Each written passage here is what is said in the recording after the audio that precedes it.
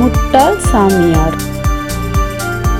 Cartoon சேனலுக்கு மட்டும் இல்லாமல் எங்களை மாதிரி சின்ன சின்ன கார்ட்டூன் சேனலுக்கும் சப்ஸ்கிரைப் பண்ணி சப்போர்ட் பண்ணுங்க. Love you all. பாய். இன்னொரு காலத்தில் ஒரு சாமியார் இருந்தாராம். அவர் ரொம்ப பணத்தாசை பிடிச்ச சாமியாராக இருந்தார். ஊரில் இருக்கிறவங்க அப்புறம் அவங்கள பார்க்க வர்றவங்க எல்லாரும் கொடுக்குற பொருளை அந்த சாமியாரே வச்சுக்கிடுவார். யார்கிட்டையும் கொடுக்க மாட்டார்.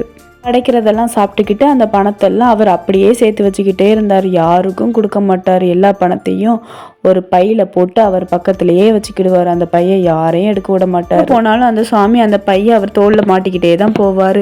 அப்படி ஒரு நாள் ஒரு ஊருக்கு அவர் உபதேசம் பண்ண போனார். அந்த கூட்டத்தில் உள்ள ஒரு திருடன் அந்த சாமி கிட்ட இருக்கிற அந்த பையை பார்த்தான்.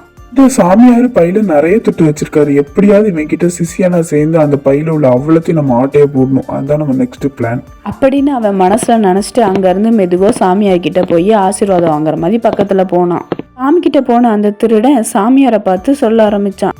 சுவாமி, எனக்கு நிறைய பணம் இருக்கு. அதனால பணத்து மேல உள்ள ஆசையே போயிடுச்சு. என்னை தயவு செய்து உங்க சிஷியனா ஏத்துக்கோங்களேன். இந்த பணத்தாசை பிடிச்ச சாமியாருக்கு ஒரே சந்தோஷம். இவனை நம்ம வச்சுக்கிட்டா நம்மகிட்ட இருக்கிற பணத்துக்கும் ஒன்றும் ஆகாது, அவன்கிட்ட இருந்து நிறைய பணம் எடுத்துக்கலான்னு நினச்சிக்கிட்டாரு சாமியார். சரி, கண்டிப்பா நான் உன்னை என் சிஷியனா ஏத்துக்கிறேன். ஏற்கனவே எனக்கு ஒரு சிஷியன் தேவைன்னு தான் நினைச்சிட்டு இருந்தேன். கண்டிப்பா நான் உன்னை ஏத்துக்கிறேன். சரியா? அப்படியே கொஞ்ச நாள் போச்சு. எங்கே போனாலும் அந்த திருடனும் சாமியாரும் ஒன்றா தான் போவாங்க. சாமியார்கிட்ட எப்படியோ நல்ல பேர் வாங்கியாச்சு. எப்படிடா அந்த பையை திருடுறது, என்னைக்கு தான் அந்த பையை நம்ம திருடுறதுக்கு வாய்ப்பு கிடைக்கும்னு அந்த திருடன் வெயிட் பண்ணிட்டு இருந்தான்.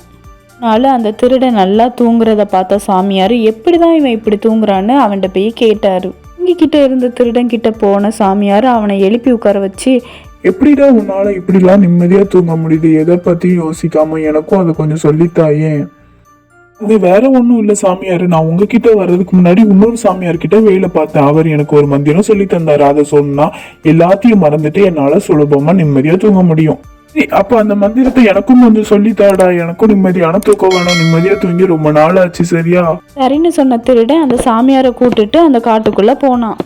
அந்த காட்டுக்குள்ள கொஞ்ச தூரம் போனதுக்கு அப்புறம் ஒரு மரம் தெரிஞ்சிச்சு, பெரிய ஆலமரம். இங்க பாருங்க சாமியாரே, நான் சொன்ன மரம் இதுதான். இந்த மரத்து திண்டுல எது உங்களுக்கு ரொம்ப முக்கியமோ, எது உங்களுக்கு தேவைப்படுமோ அதை இந்த மரத்து அடியில வச்சுட்டு இந்த மரத்தை 5 முறை சுத்தி வந்தா போதும். அதுக்கப்புறம் நிம்மதியான தூக்கம் கிடைக்கும் அப்படின்னு தான் அந்த சாமியார் எனக்கு சொன்னாரு. என்ன சாமியார் அந்த பையன் அந்த மரத்தடியில வச்சுட்டு அந்த திருடனையே பார்த்துக்க சொல்லிட்டு அந்த மரத்தை சுத்த கிளம்புனாரு. அந்த சாமியார் அந்த பக்கமா போனதும் இதுதான் சரியான சமயம்னு அந்த பையை எடுத்துட்டு அந்த திருடன் ஓட ஆரம்பிச்சுட்டான். இதை பார்த்த சாமியாருக்கு ஒண்ணுமே புரியல. நீ எனக்கு மந்திரம் சொல்லி தரேன்னு தானே சொன்ன, இப்ப எதுக்கு என் பையை எடுத்துட்டு வேகமா ஓடுற நீன்னு அப்படின்னு சாமியார் ரொம்ப கத்தி கேட்டாரு. அதுக்கு அந்த திருடன் சொன்னா, உங்களுக்கு ஏன் தூக்கம் வரலன்னா நீங்க இந்த பணத்து மேல ரொம்ப ஆசை வச்சிருக்கீங்க. அதை பாதுகாக்கணும்னு நினைச்சு உங்களுக்கு தூக்கமே வர மாட்டேங்குது. இனிமையாவது பணத்து மேல ஆசை வைக்காம இருந்து பாருங்க, உங்களுக்கு எவ்வளவு தூக்கம் வருதுன்னு தெரியும். உங்க மனசு எவ்வளவு நிம்மதியா இருக்குன்னு பாருங்க. அப்படி சொல்லிட்டு ஓடி போயிட்டா அந்த திருடன். திரும்ப வீட்டுக்கு வந்த சாமியார் தான் ஏமாத்தப்பட்டதை நினைச்சு ரொம்பவே வருத்தப்பட்டாரு. இருந்தாலும் தான் கிட்ட இலக்கு எதுவுமே நினைக்கும் போது அவருக்கு ஒரு பெரிய மன நிம்மதியே வருது. அதுக்கப்புறத்துல இருந்து சாமியார் எப்பவுமே நிம்மதியா தூங்க ஆரம்பிச்சுட்டாராம். இப்போ உங்களுக்கான ஒரு விடுகதை. நான் அழுக்காக இருக்கும்போது வெள்ளையாகவும் சுத்தமாக இருக்கும்போது கருப்பாகவும் இருப்பேன். நான் ஆன்சர் தெரிஞ்சா கமெண்ட் பாக்ஸ்ல கமெண்ட் பண்ணுங்க. நெக்ஸ்ட் வீடியோல பார்க்கறேன். பாய். இதே மாதிரி பெஸ்ட் ஸ்டோரிஸ் கேட்கணும்னா எங்க பெஸ்ட் ஸ்டோரி டைம் சேனலை லைக் பண்ணிக்கோங்க, கிளிக் பண்ணிக்கோங்க, ஷேர் பண்ணிக்கோங்க, சப்ஸ்கிரைப் பண்ணிக்கோங்க. பாய்.